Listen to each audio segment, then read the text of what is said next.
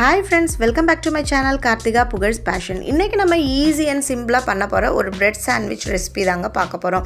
வாங்க friends, அதை எப்படி செய்யலாம்னு பார்த்துடலாம். அதுக்கு நான் இன்னைக்கு ஒரு பெரிய வெங்காயத்தை எடுத்து இந்த மாதிரி குட்டி குட்டியா சாப் பண்ணி வச்சிருக்கேங்க. பெரிய வெங்காயம்னா பெரிய வெங்காயத்திலே ஸ்மால் சைஸ் வெங்காயம் நான் எடுத்துருக்கிறேன்.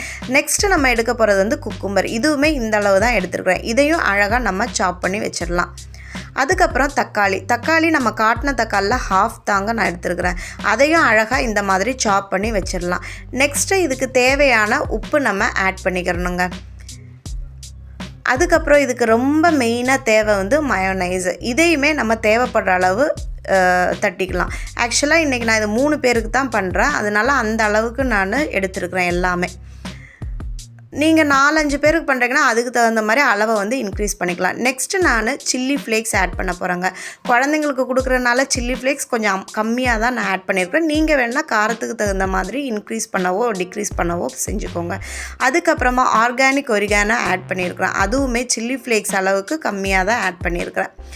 இப்போ இந்த ஸ்டஃபிங் எல்லாத்தையுமே நம்ம என்ன பண்ணால் நல்லா பிளெண்ட் பண்ணி விட்டுறணும். அதுக்கப்புறமா நம்ம ப்ரெட்ஸ் எடுத்து இதை ஃபுல்லாகவே ஸ்ப்ரெட் பண்ணி விட்டுடலாங்க. உண்மையிலேங்க இதோட டேஸ்ட் வந்து அவ்வளோ யம்மியாக இருந்தது. என் குழந்தைங்களுக்கும் பிடிச்சிருந்தது, எனக்கும் பிடிச்சிருந்தது.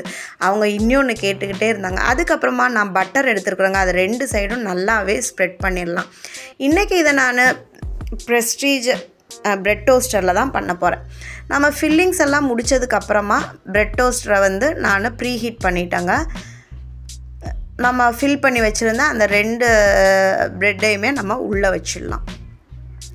பட்டர் போட்டிருக்கிறனால இது நல்லா கிறிஸ்பியாக நல்லாவே வருங்க.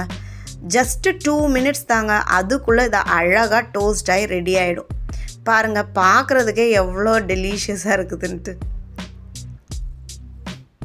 நீங்களும் இதை ஒரு தடவை கட்டாயம் உங்கள் வீட்டில் ட்ரை பண்ணி பாருங்கள். ப்ரெட் டோஸ்டர் இல்லாதவங்க தவாலையே பண்ணலாம். இதோட டேஸ்ட்டு அவ்வளோ யம்மியாக இருக்கும். அது மட்டும் இல்லாமல் செய்கிறதுக்கான அந்த டைம் ரொம்ப கம்மி தான். ஈஸியாகவே நம்ம செஞ்சிடலாம். ஸ்கூலுக்கெலாம் கொடுத்து விட்டோம்னா பசங்க விரும்பி சாப்பிடுவாங்க. அதுக்கப்புறமா நம்ம கொஞ்சமாக கெச்சப் ஆட் பண்ணிவிட்டு இதை சர்வ் பண்ணிடலாங்க. நான் சாப்பிட்டு பார்த்தேன், சூப்பருங்க taste. Thank you so much for வாட்சிங் my video. Stay tuned for next video. Bye.